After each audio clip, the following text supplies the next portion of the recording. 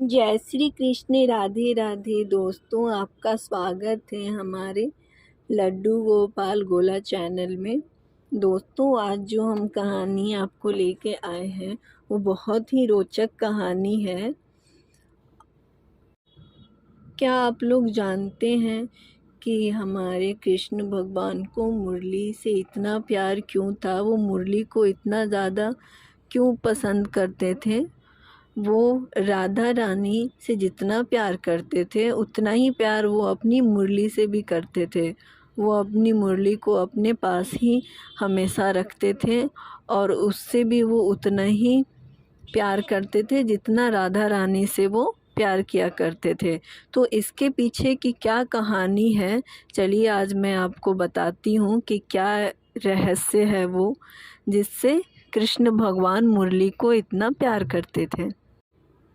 मुरली के मधुर स्वरों से गोपियों के हृदय में प्रेम का अथाह तरंगों का सृजन होता था और वे उस मुरली के माध्यम से ही कृष्ण के ध्यान में खो जाती थी। भगवान श्री कृष्ण की मुरली शब्द ब्रह्मा का प्रतीक थी।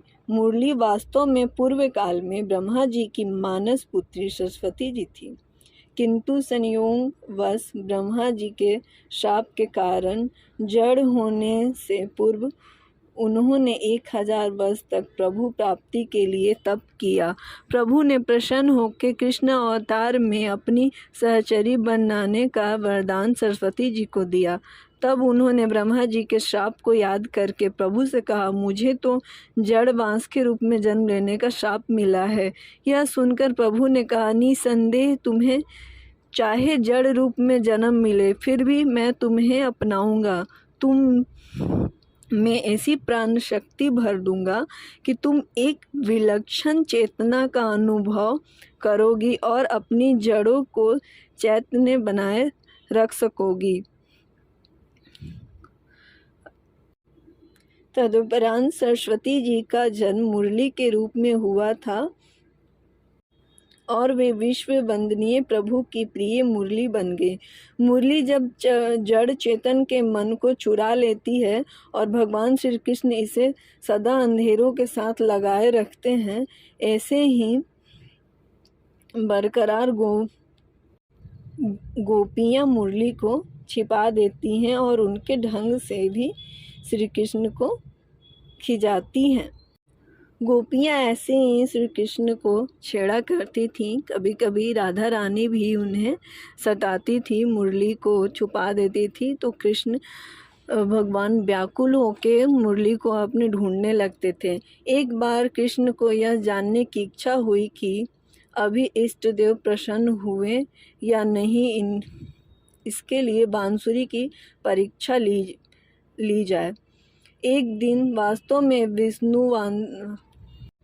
वेणु वादन करते ही यमुना की गति रुक गई। फिर एक दिन वृंदावन में पाषाण वंशी ध्वनि को श्रवण कर द्रवीभूत हो गए। पशु पक्षी देवताओं के विमान आदि की गति भी रुक गई, सब स्तब्ध हो गए। इस प्रकार जब पूर्ण वंशी की परीक्षा हो गई तो श्याम सुंदर ने आज ब्रज गोपनाओं के लिए उसे बजाया।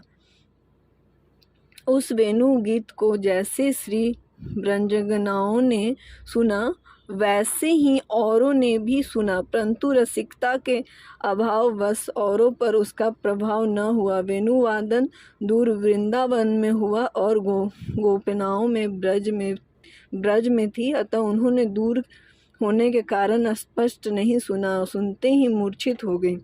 कुछ दिन बाद उनकी मूर्छा भंग हुई।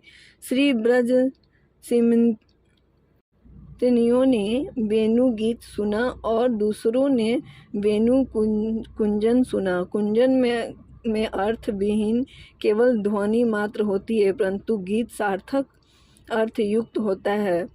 जिन ब्रज देवियों ने वेणु गीत सुना उनके अंतःकरण में किशोर श्याम सुंदर का सुंदर स्वरूप अभिव्यक्त हुआ। ब्रह्मा रुद्र इंद्र आदि ने भी वेणु कुंजन सुना। सभी एक विशेष भाव में मुग्ध तो हुए। किसी की समाधि भंग हुई, परंतु किसी को उसका तात्विक निश्चित रूप में ज्ञान न हो सका।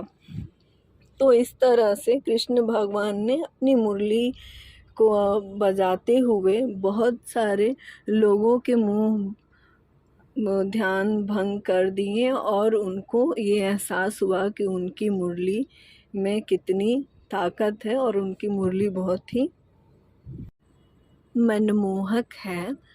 तो ये कहानी आपको सुनकर कैसा लगा आप कमेंट में ज़रूर लिखिएगा।